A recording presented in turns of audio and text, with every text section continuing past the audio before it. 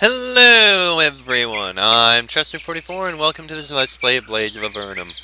Last episode, we finished off a silly scenario and played another silly scenario. I was quite entertained. Now, it's time to try another scenario by the guy who did the last silly scenario. And this new scenario is one that I heard is actually a remake of one from a previous one and probably very small, but let's try it. Kill prize, win ogre. Enough said.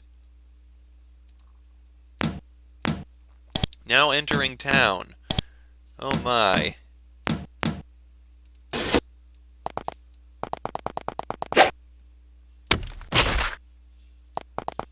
The prize appears. You killed the prize. The ogre appears.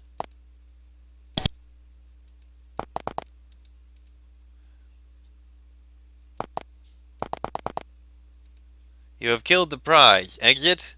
Yes.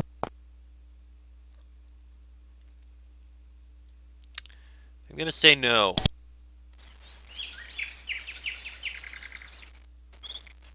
You know, someone told me that it was one that I could skip because it was just a basic joke. They were not wrong.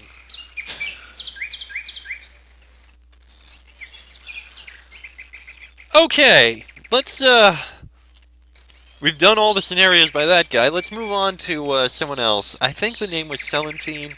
Either way, the scenario is one that's called Shipwrecked. Let's see what this one is. Just prior to the events of Avernum 3, Empire navigators spotted an uncharted island about 200 kilometers off of Azo's eastern shore, which they named Cherryang. The original party of navigators didn't have enough time to make landfall, and they just noted Cherryang's existence for future expeditions. Soon the Empire's attention became tied up with other matters, and an exploration of Cherryang was put off repeatedly. Shortly after the conclusion of Avernum 3, an expedition was sent. They were never heard from again. 6 months later, another survey team headed to the island, and they also never returned. The Empire decided to recruit a group of adventurers to assist in a third expedition. Since you didn't have anything else to do, you signed up.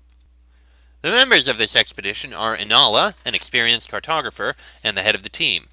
Also along are Serend, one of the Empire's best wizards, and Danor, an expert in finding food sources. The rest of the team consists of 9 Empire dervishes and 6 Empire archers. For a few days, you wait while the boat journeys to the island. When you are about 10 kilometers away, a heavy storm hits. 3 of the 6 life rafts are quickly blown out to sea. Inala reports that the boat is taking on water fast.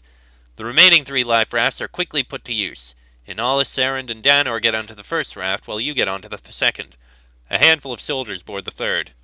The first 2 life rafts make it to safety, but a huge wave capsizes the third, throwing its occupants into the sea. Your life raft doesn't have enough capacity to pick them up, so you leave them behind. Excuse me. You, along with Inala, Serend, and Danor, land on a rocky beach on the southern shore, waiting for either being rescued or finding a way to escape the island. Whoa, how... Oh, Serend learned a lot somehow. Okay, that's a thing. Southern Beach. Serend is a thin, white-haired wizard who is very old. He is playing a board game that he likely summoned himself. As you get close, he finishes a move he was making and gives you his attention.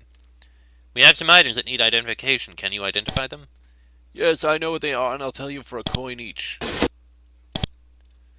Inala is still working on the map she's drawn on the ground. She asks you if you'd like any information. Have you been able to explore the beach area? Inala considers this briefly and says, Not so far, but I should be able to soon. Danor is looking at some potential food. He stops to talk to you, glad to have a break. How do you pass your time on the island? Danor tends to talk slowly, so you wait as he completes his sentence. There's plenty of food in the area I can inspect, and when I'm not inspecting food, I play games with Serend. And you usually win. Is the food surveying going well? He thinks for a couple minutes and then says, It's going so-so. About a third of the possible food I find is edible. That's enough to keep us alive, but more variety would be good. Actually, there's something you could help me with. Just northeast of here is a grove, which looks like it contains some good food. Whenever I get close, a pack of spirits shows up and scares me off. If you could go up there and investigate, I would be very grateful. Do you regret losing the people who couldn't make it to shore? He thinks carefully and then says, Yes, I do. Everyone here does. However, we can't let our regrets interfere with what needs doing, escaping the island. Is there any food we could have? Yes, let me go get it. He is gone for a few minutes and comes back with a few pieces of food. This is all that's available for you right now, but I should have more later. Bread, dried meat, and pears. Alright, well, first things first, let's explore the beach so we can see exactly what we have out here. Aside from a whole bunch of rocks. You know, I'm disappointed that this beach is all grass. You'd think there'd be... Oh, wait. If you don't feel like exploring the island any further, you could take one of the life rafts out to sea and hope someone sees you. Remain on the island. No, we're gonna stay here and keep going through the island and try to get through everything as we should.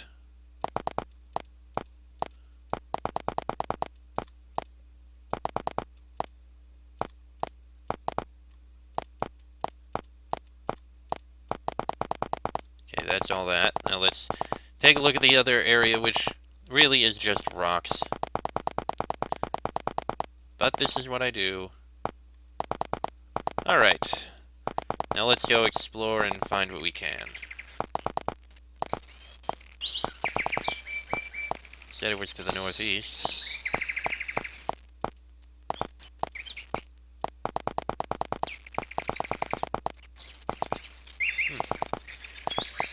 Oh, that must be the grove there. There's a cave there.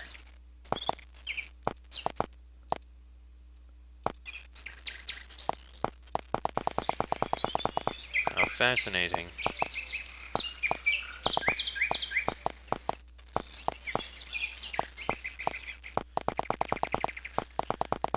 Alright, let's investigate this grove here. As you walk through this grove, a group of dryads approaches you. They make some gestures of a type that indicate they want to communicate with you. They don't speak your language, and you don't understand what they're trying to say. Eventually, you walk away, frustrated.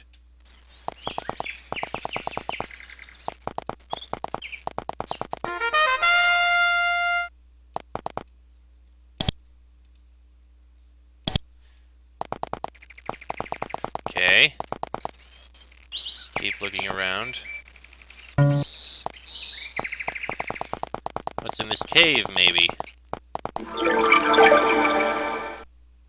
Unicorn pit. Ow! Well, that was not somewhere we needed to go. Reloading.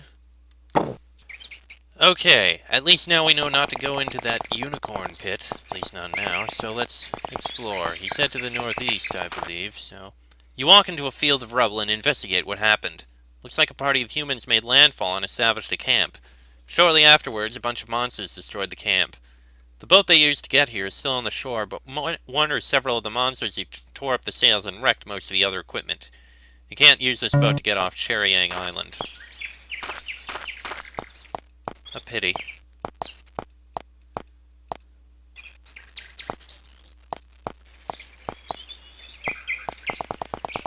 Okay. There's really nothing there, so moving up to the northeast. Ooh.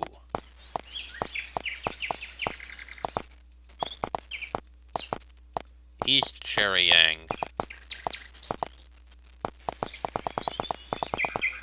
There's a bridge over. There's a cave there. This used to be a fairly well-off town. From what you can tell, somebody shot multiple heavy blasts of ice into it, which destroyed most of it. A thorough investigation of the rubble reveals that some of the blasts were launched from the air. You also determine that troglodytes lived in the town before it was destroyed. Everything they had was either destroyed or looted in the attack, and you don't find anything of value.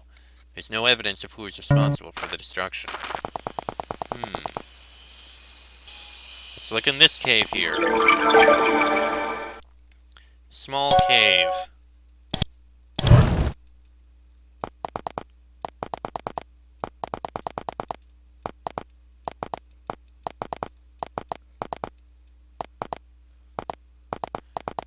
Small cave with manufactured walls and boxes.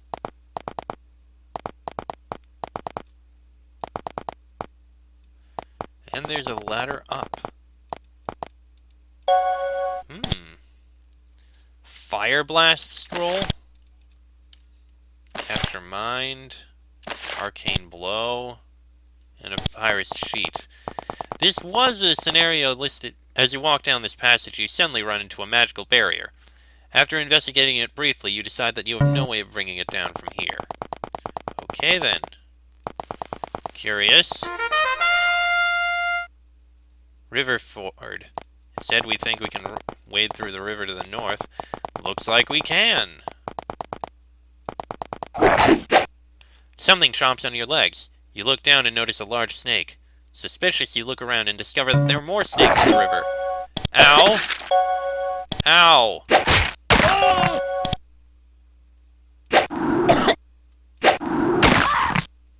It said this was for level 1. Reloading here. Actually, hold on a minute. I need to check the readme here. Okay, so apparently it didn't say anything else, but apparently we can't go up there. We try to wade across, we get eaten by snakes. That one cave is filled with horribly deadly unicorns. Let's head to the northwest then. See what happens. See what happens. If this doesn't work, I'm gonna have to use a higher level party. It said it was good for level 1.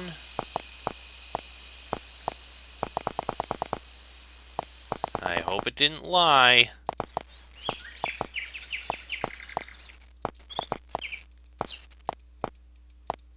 Investigate that fire shortly.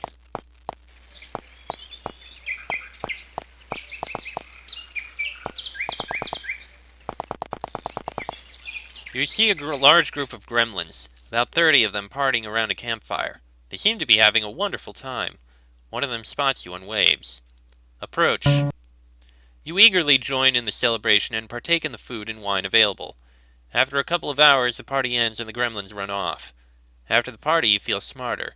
Seems that the wine they were passing around has a beneficial effect on those who drink it. Unfortunately, there's none left. Huh. How useful. From the top of the hill, you can get a good view of the forest just to the north without being spotted by anything inside. The forest contains hundreds, if not thousands, of basilisks. With no way of concealing or disguising yourself, you'll have no chance of passing through the forest alive. Okay, so... Huh.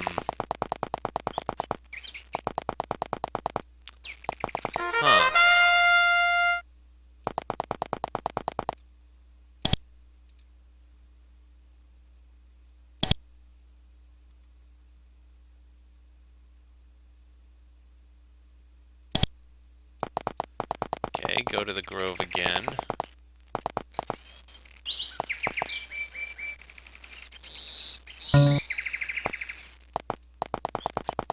Try again here.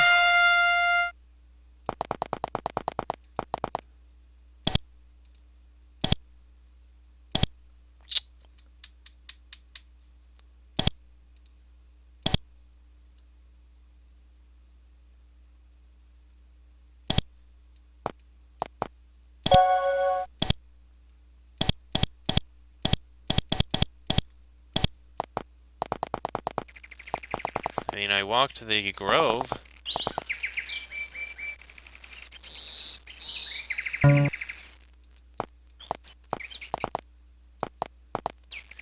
Okay.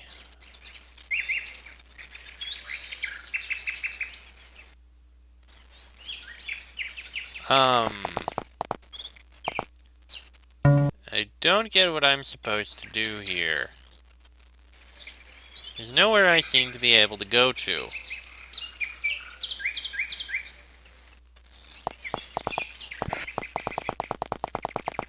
I mean, I investigated the grove, but those spirits aren't showing up.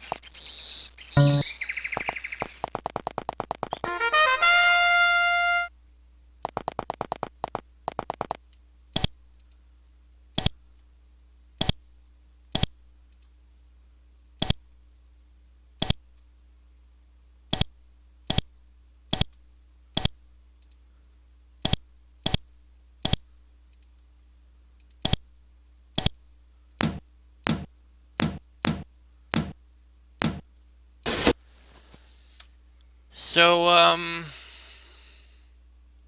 I have no idea what I'm supposed to be doing here. It says it's a level for level 1 parties, but those creatures were utterly destroying me.